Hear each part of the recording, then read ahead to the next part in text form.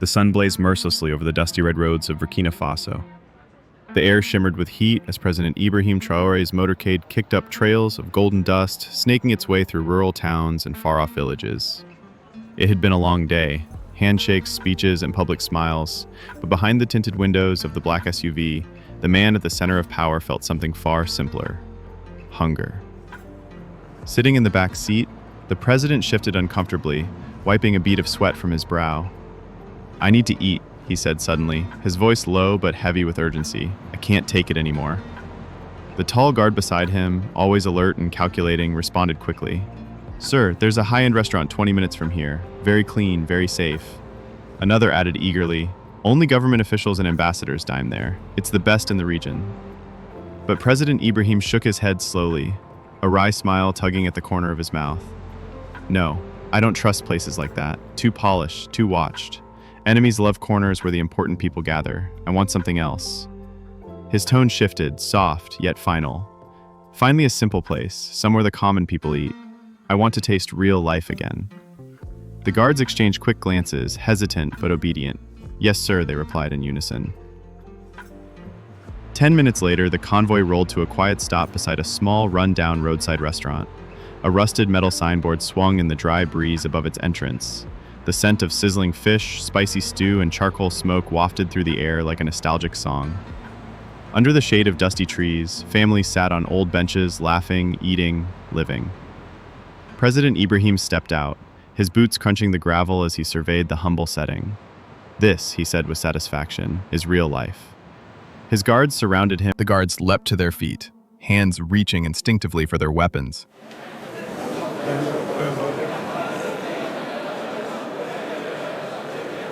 Diners gasped.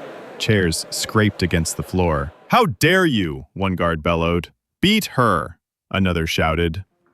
But before chaos could erupt, President Ibrahim raised his hand. "No," he said, calm but firm. "Leave her. She is someone's mother. Perhaps she is not well." The guards hesitated, still bristling with fury, but they obeyed. The old woman stood there, silent, panting, her eyes never leaving the president's face. The restaurant owner trembled as he approached. Sir, I am so sorry. Please, allow me to prepare another plate, free of charge."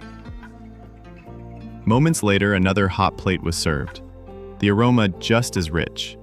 The president once again lifted his spoon, this time more cautiously. And again, before the spoon reached his mouth, the same woman lunged forward. This time, she didn't throw the food. She dropped to the floor beside him, grabbed the plate with her bare hands, and began devouring the food like someone who hadn't eaten in days. The guards could take no more.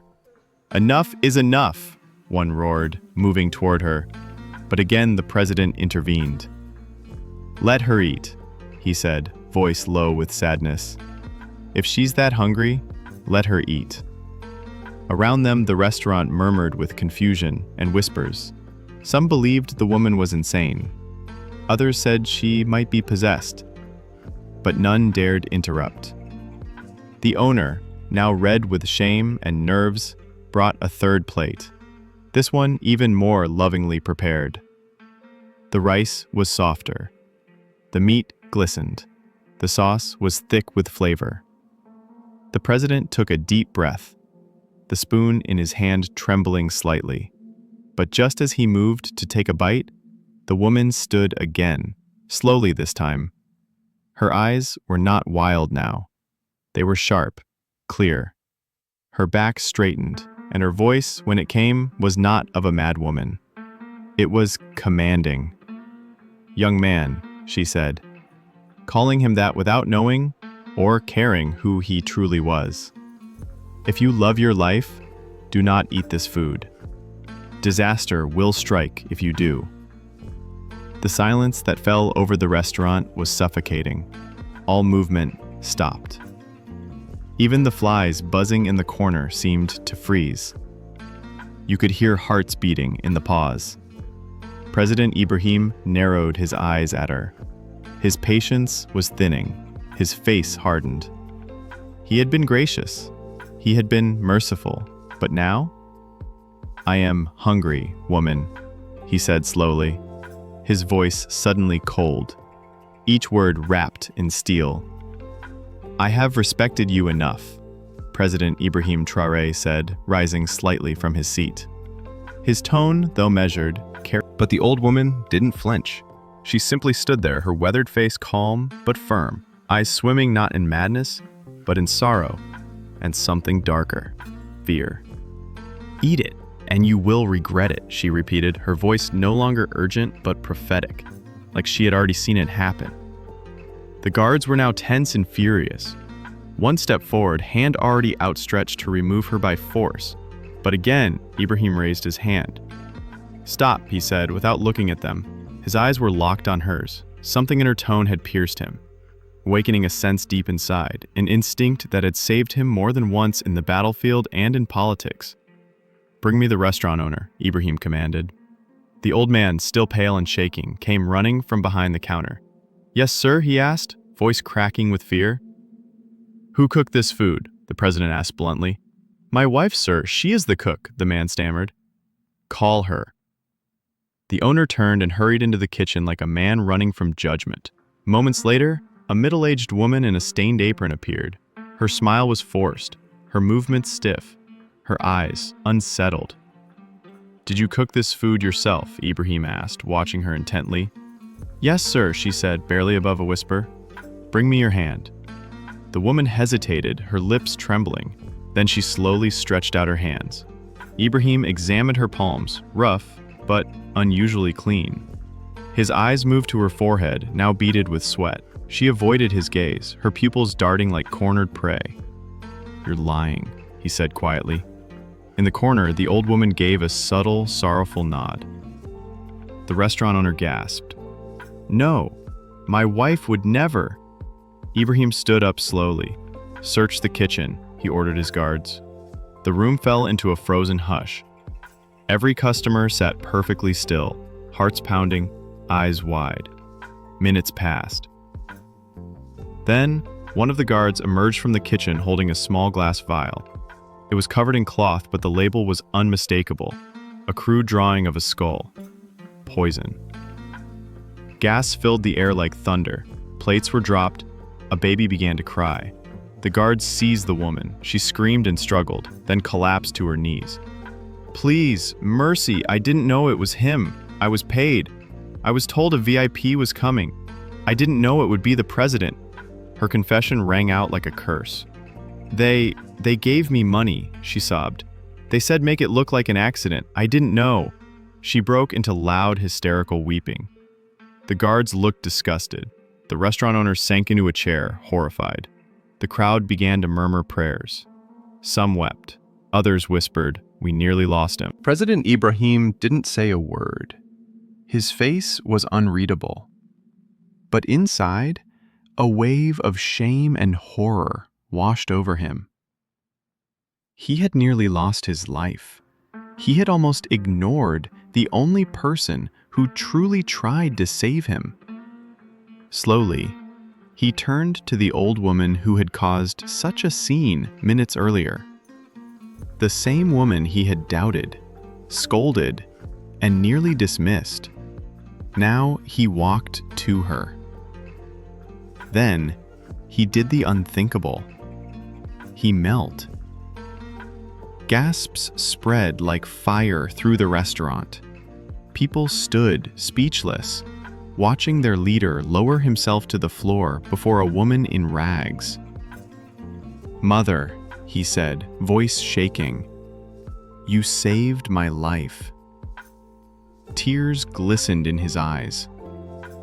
The old woman smiled, not proud, not triumphant, just peaceful, like a burden had been lifted. Still on his knees, President Ibrahim remained there for a moment longer before slowly rising. The crowd remained in awe, the tension replaced with reverence. He turned to his guards. "Clear the area," he ordered. "I need to speak with her alone." He gently took the woman's hand. soft and worn with age, and led her to the back of the restaurant, to a quiet spot beneath a neem tree, where the air was cooler and the noise more distant. His guards followed, out of instinct, but he waved them off. "Stay back," he said. "This is private." Alone now, he looked at the woman, truly looked at her. "How did you know?" he asked, voice lowered.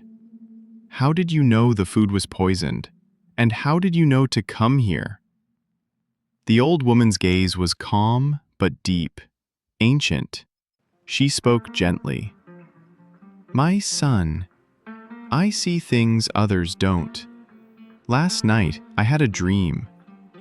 In the dream, I saw a man sitting at a table, dressed in black, eating food with shadows around him. Terrible shadows. I saw his face. It was yours. I saw death reaching for your throat." She took a breath. "So, I came. I didn't know why. I only knew I had to stop you. I didn't know who you were, but I knew what I had to do." President Ibrahim stared at her, unable to speak. A strange chill moved through his chest, half fear, half awe. In his world of intelligence agencies and satellite surveillance, a vision from a poor old woman had saved his life, and that wasn't all. The woman looked down for a moment, then continued. "But there's more. In that same dream, I saw you again, not as a president, not in a palace." The woman smiled again, softer now. "I am no one, just a mother, a woman with a dream." "To me," Ibrahim said, "you are a guardian." He called for his guards and issued his next command with clarity. "Take her name, take her home, give her what she needs. She is under my protection now, forever." And with that, President Ibrahim Traoré, saved by a stranger's warning and a mother's instinct, walked back to his car under the setting sun, humbled, haunted, and forever changed. The old woman's eyes narrowed slightly, her tone deepening with gravity. She leaned in closer to President Ibrahim Traoré, her breath warm with urgency, as she whispered words that felt like cold daggers. "You must be careful. Not all the people around you love you. Some of your own guards, they are pretending, smiling in front of you, but holding knives behind their backs." Ibrahim froze. His chest tightened as her words echoed through him like the chime of a warning bell no one else could hear. His heart raced with confusion and disbelief. These guards, his men, had been by his side through deserts, wars, betrayals, and victory. Men who had bled with him, fought with him. He had trusted them with his life again and again.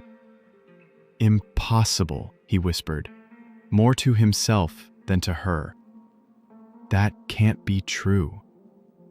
But the old woman simply shook her head with a sorrowful calm. Her voice dropped, now touched with the weight of memory. "Your wife warned you before. She saw signs, but you, like many men, refused to listen." His breath caught. Her words cracked something open inside him. He remembered. His wife, soft-spoken, wise, often quiet but never blind, had once held his hand late one night and told him, "There are those near you who wear your colors but do not carry your heart. Be careful with your guards." He had laughed it off gently, kissed her forehead, and said, "You worry too much, my love. These men would unalive themselves for me." Now, standing in the quiet shadow of this humble woman, her words struck like thunder. The memory of his wife's warning stung with truth, now undeniable. The doubt he had buried was rising like a wave ready to crash. His voice trembled as he asked, How do you know all this?" The old woman smiled softly, but there was no mockery in it, only compassion. "I know many things, my son. I have lived through storms, fires, and shadows. I have seen kings rise and fall, and I have watched men who thought they were invincible fall to those they called brothers. I see." The old woman stepped forward, placing a hand gently on his shoulder. Her palm was aged, her fingers thin, but her touch carried an almost divine reassurance. "Do not be afraid," she said. "God has protected you today. He has pulled you back from the edge. He is giving you another chance. But you must open your eyes before it's too late." Ibrahim slowly looked up at her. His eyes, usually so sharp and commanding, were now filled with humility, gratitude, awe. "Mother," he said hoarsely, "I will not let you go. From today forward, you will live with me. You will stay close. I need your eyes. I need your wisdom." The old woman chuckled softly, warmth returning to her face. "Me? Live in a palace?" she said, amused. "I'm just a poor woman. My roof leaks when it rains. My walls sing when the wind blows. I don't belong in places of gold and marble." "You are more precious than every jewel in that palace," Ibrahim said, his voice full of sincerity. "You saved my life. You opened my soul." At that very moment, several guards came jogging toward them, from the direction of the restaurant. They were tense, alert. "Sir," one of them reported, "the local police have arrived. The woman who attempted to poison you has been arrested." "Good," Ibrahim replied, standing now with renewed strength. "Make sure she faces justice, and find out who sent her. I want names, and I want answers." "Yes, sir," they answered in unison, saluting. He turned back to the old woman, his expression softened once more. "Come," he said gently, "let's leave this place." Then, in a gesture that silenced even the wind, President Ibrahim Traoré personally opened the car door for her. The guards paused in disbelief. Never had they seen the president show such honor to anyone outside of state protocol, let alone a woman in threadbare clothes. Yet, there he was, standing tall, holding the door open for a stranger, or, perhaps, for a guide sent from above. The old woman entered slowly, easing into the leather seat, her eyes fixed out the window as the city rolled by. Dust rose behind them, and distant horns honked. But, inside the car, there was stillness. Ibrahim studied her face. So simple, so ordinary, yet she radiated something more potent than any general, diplomat, or priest he had ever met. She carried the kind of power that didn't come from titles or guns, but from vision, clarity, and grace. Then she spoke again, breaking the silence. "My son," she said, her voice soft but firm. "Power is dangerous. It draws both good and evil. It is a flame, and flames warm, but they also burn. You must walk with care. Listen to your wife more. Her soul feels what your eyes sometimes miss. She is not just your love, she is your warning." "I promise," he said, with the voice of a man who had seen his own death and returned wiser. "From this day, I will listen better, and I will watch more carefully." As the car drove toward the presidential residence, a quiet bond had formed between a leader humbled and a prophet in rags, between wisdom and power, between life and the narrow escape from death. And in the silence, a new chapter had begun. "I promise, Mother," Ibrahim whispered with a gravity that echoed in his soul. Outside the car, the guards stood in uneasy silence. Confusion flickered across their faces. Who was this old woman, frail, humble, nameless to them, and why was the president treating her like a queen? No answers came. Only more questions, and the growing realization that something profound had taken place between them. When the motorcade arrived at the gates of the presidential mansion, the guards jumped out quickly, expecting routine formality. But once again, the unexpected unfolded. President Ibrahim himself opened the door and gently helped the old woman step out. His movements were tender, almost reverent, as though he were escorting his own mother, or perhaps something more sacred. Mansion staff paused mid-step, eyes wide. Some dropped their gazes in disbelief. There he was, the most powerful man in the country, walking slowly, hand in hand, with an old woman dressed in nothing more than worn shoes and a modest headscarf. They watched the scene unfold as though time itself had slowed. "Prepare a room for her," Ibrahim commanded without raising his voice. "The best one." A moment of stunned silence. "Yes, sir?" They responded in unison, scrambling into action. That night, Ibrahim sat alone in the shadows of his private study. The soft flicker of candlelight danced across his desk. Papers lay untouched, books remained unread. His thoughts refused to settle. He sat in silence, his fingers pressed to his lips, replaying every moment of the past day like an unfinished riddle. Faces flashed in his mind. His guards, his comrades, the ones who had shared food with him in the trenches, the ones who had cheered during his victories, and sworn to die for him. Now those same faces haunted him. Could betrayal really live so close? He sighed deeply. Trust is like glass, he thought. Once shattered, the pieces may still fit, but never without scars. The night passed restlessly. Sleep was a stranger. When dawn finally cracked open the sky, President Ibrahim Traoré rose not with fatigue, but with resolve. The old woman's warning echoed like thunder through his chest. Some of your guards are not to be trusted. He summoned a private meeting. Only the most trusted were called, men who had risen with him, bled with him, built this new dawn beside him. The presidential meeting room was silent as they entered. Each man standing tall. In the corner of the grand room, the old woman sat quietly. Now dressed in a simple but clean new gown gifted by the mansion staff, she looked dignified, like a silent oracle. Her eyes, though aged, still glimmered with that strange, unshakable certainty. One by one, the guards stood before the president. Their faces were familiar, their uniforms perfect.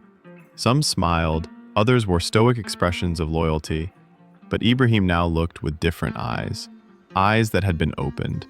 Beneath the calm, he noticed small tremors, unspoken tension, invisible cracks. He saw secrets hiding in the corners of their glances. Then the old woman spoke. Her voice was soft, but it cut through the air like thunder on a dry plain. "Tell them to swear before God," she said, "that they carry no evil in their hearts toward you." Ibrahim nodded slowly. He stood and addressed the room, voice steady. "One by one, step forward, place your hand on the Bible. Swear before God that you bear no malice toward me, that your loyalty is true." A heavy silence fell. The first guard stepped forward, tall and unshaken. His hand landed firm on the Bible. "I swear before God, I hold no evil against you, sir." Ibrahim studied his face. His voice was steady, his eyes sincere. The president believed him. The second followed. His hand trembled slightly as it hovered above the Bible, though his voice tried to remain calm. He recited the words of the oath, but something was off, too rehearsed. The old woman's gaze narrowed. Then came the third. He stepped forward confidently, but his eyes darted around the room like a hunted animal. Sweat lined his brow before a single word escaped his lips. He placed his hand down and swore loudly, but too loudly. It sounded like a performance. By the time the fourth man approached, the old woman had already risen. Her hand shot forward like a verdict. "That one," she said, pointing directly at the third guard. "Ask him again." Ibrahim's stomach twisted. "Swear again," he ordered, his voice firmer now, cutting across the murmurs in the room. The third guard hesitated. His lips parted, but the words didn't come. His knees wobbled. Suddenly, he collapsed onto the floor, sobbing. "Please, please forgive me, sir," he cried, clutching at his knees. "They forced me. They offered me money. They said if I helped poison you, my family would be rich forever. I didn't want to, but I was afraid. The room exploded. Guards shouted, some reached for their weapons, others backed away in shock, faces frozen with betrayal. Fury mixed with confusion as years of trust cracked and shattered across the floor. The man wept uncontrollably, crawling at the president's feet. Please, have mercy. I didn't want to do it, I swear. They said they'd hurt my family if I refused. Ibrahim stood still, expression unreadable. Inside, a storm of emotions churned. Rage, sorrow, disappointment, and shame. Shame that he hadn't seen it sooner. That he'd almost died for trusting a man who had smiled in his face while sharpening a blade behind his back. The old woman, calm as ever, placed a hand on Ibrahim's shoulder once more.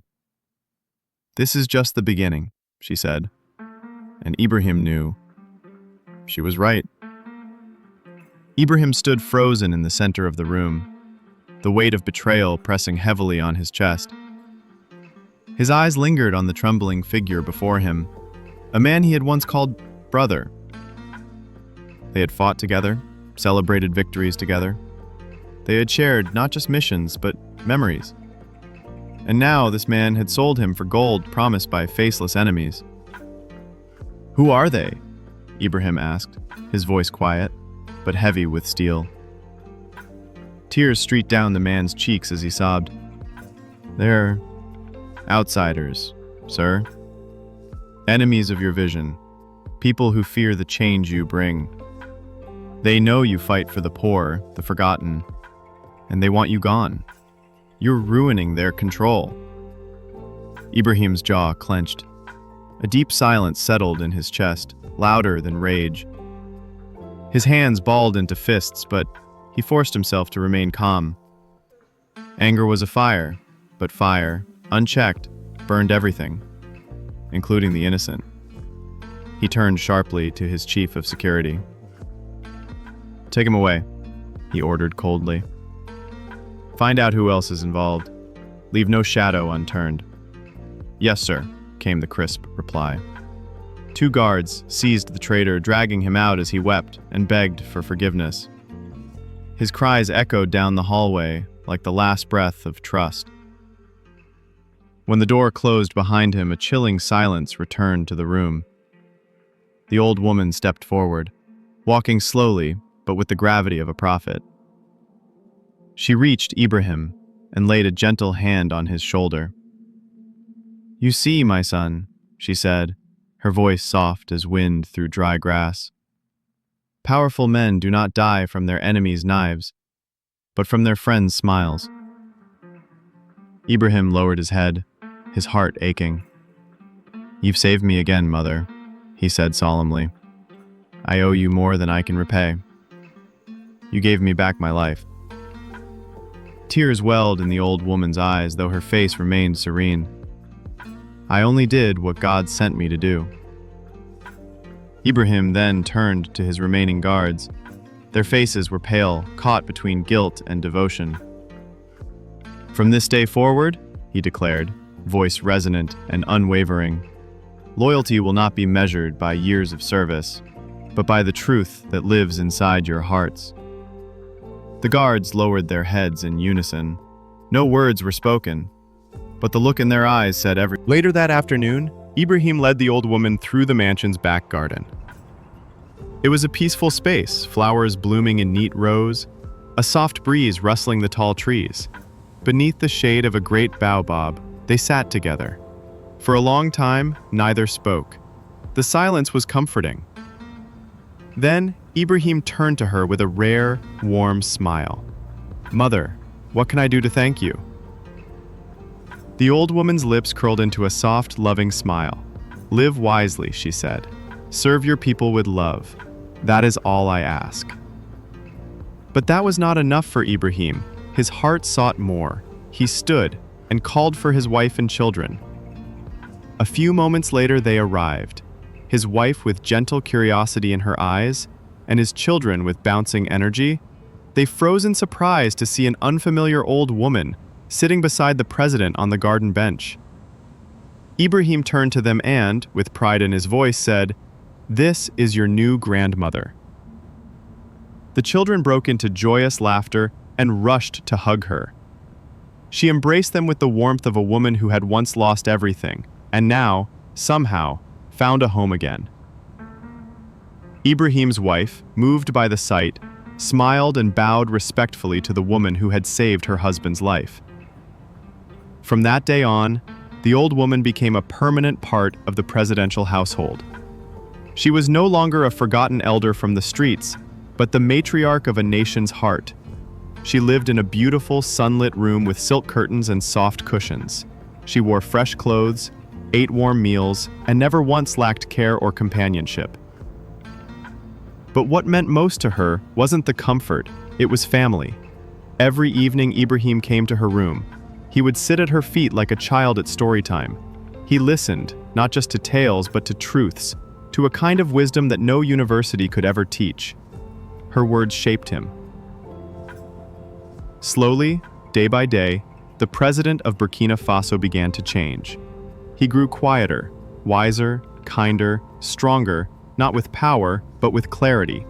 He trusted less blindly, but he loved more openly. He worked harder to protect the poor, to uncover injustice wherever it hid, and to lead with compassion as his compass. And the people saw it, they felt it, they loved him more than ever. The old woman had not just saved a man's life, she had resurrected a soul. Dear viewers, if this story touched your heart, please support us by hitting the subscribe button, like the video, share it with your friends, and turn on the post notification bell so you'll never miss another powerful story. Thank you for watching.